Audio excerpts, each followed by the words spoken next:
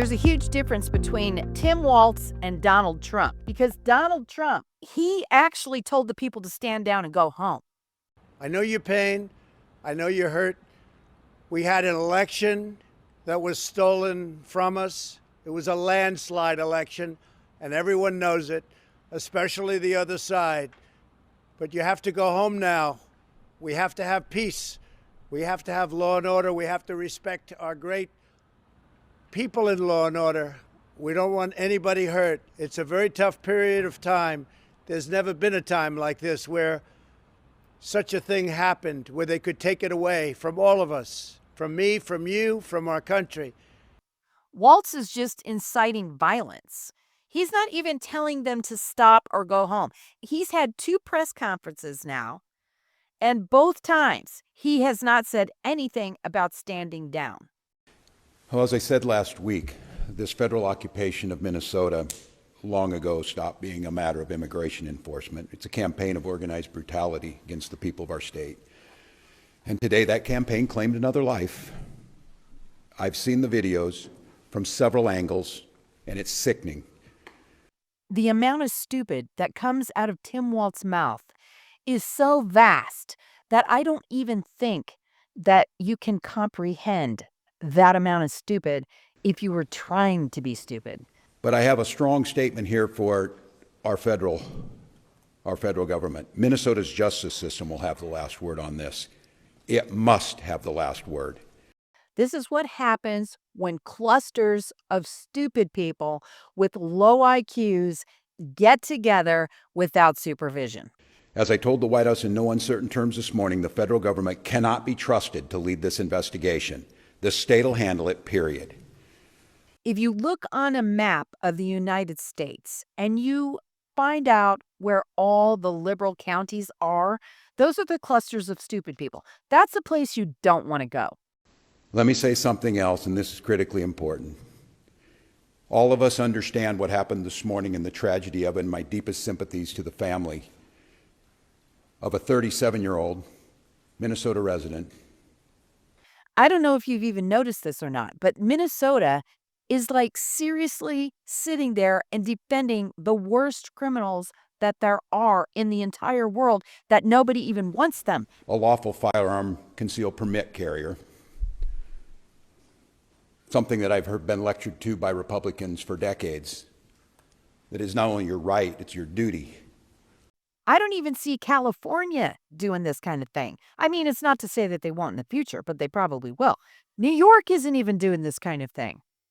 This is the kind of thing that you would expect from California and New York, and probably even Colorado.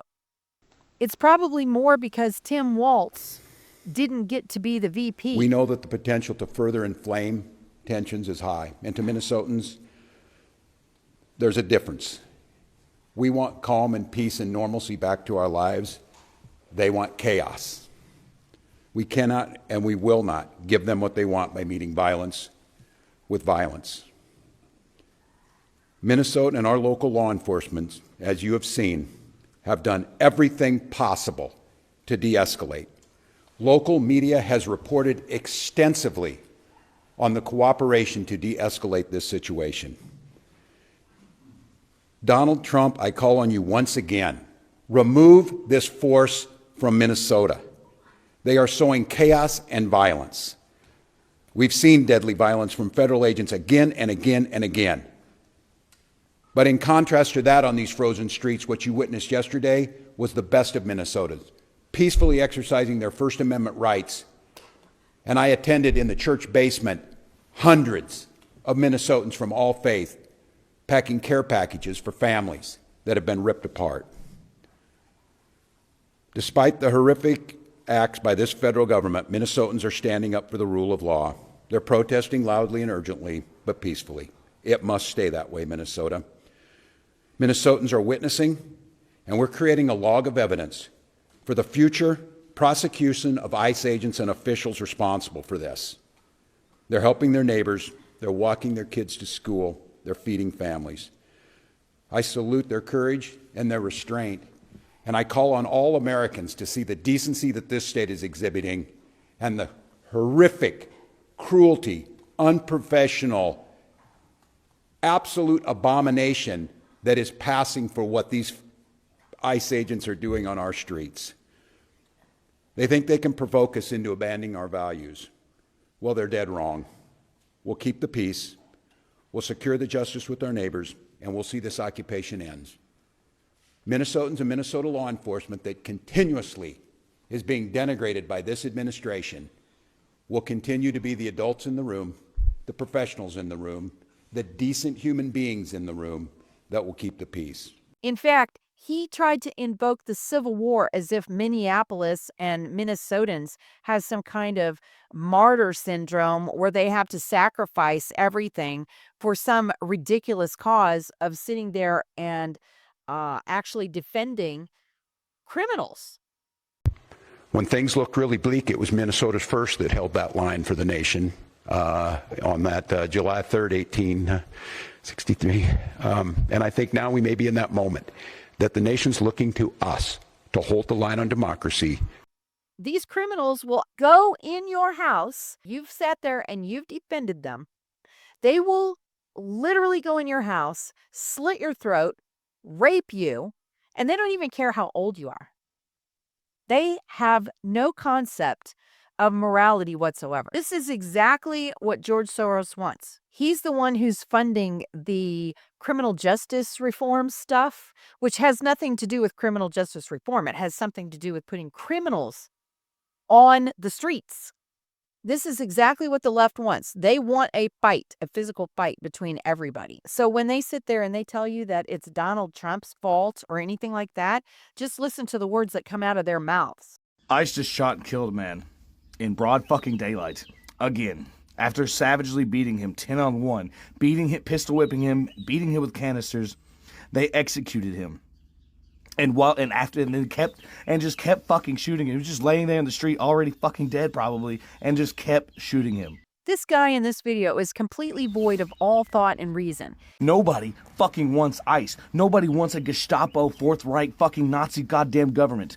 They're gonna keep killing us until we start doing the same back to them. He's completely clueless that they are the actual tyranny. They are the reason that all of this is escalating in the first place. The only fucking response is to start fucking ending them. This is what happens when dangerous brats grow up into monsters. Start removing them from the board. They should be terrified to go anywhere alone. They should be terrified of getting kidnapped. They should be terrified of their families getting kidnapped. They should be terrified to die. This is the result of the timeout chair that didn't work because nobody cares about sitting in a chair. They should be, they want to do this. They want to just start fucking executing us over and over and over again. Fine. Then we need to start doing it back. What the fuck else do you need? This is why I've been talking so much goddamn shit about liberal fucking pussies. This is the tantrum crowd. Those kids that were left unsupervised by their parents and just left to throw fits at the grocery store while mom did her shopping. Because you motherfuckers are going to keep pontificating and talking and fundraising for the Democratic Party that's escalating ICE, that's giving them more money so they can kill more of us. All of you, if you do not want the immediate fucking death and removal of ICE agents, then you're not with us. Everyone arm yourselves. Everyone protect yourselves and your neighbors. If you see these fucking Gestapo fucks, you fucking end them. That's where the fuck we are. They were beating him 10-on-1, had him held down in the fucking street, and then started shooting him. Oh, yeah, no, the guy, sure, they're gonna say, oh, he grabbed for a gun. Yeah, if I was getting pistol whipped, I'd try to grab the fucking gun too. They were gonna kill him regardless. No matter how that situation is, no matter... He could have been screaming, I surrender, please, leave me alone. It doesn't matter what the fuck you say. They want to inflict pain. If they can't inflict pain, they'll move on to the next person that they can. He was dead the moment he was fucking stopped by ICE. It can and will happen to anyone. What else do we fucking need? What else do we fucking need to prove to the fucking general population that, like, hey, we have to start killing these motherfuckers back? Because it doesn't matter who you are, why you're there, what's going on. You could just die because ICE exists. And now not only that, they're blocking people from being able to travel in the airport. They're blocking all the streets and everything else.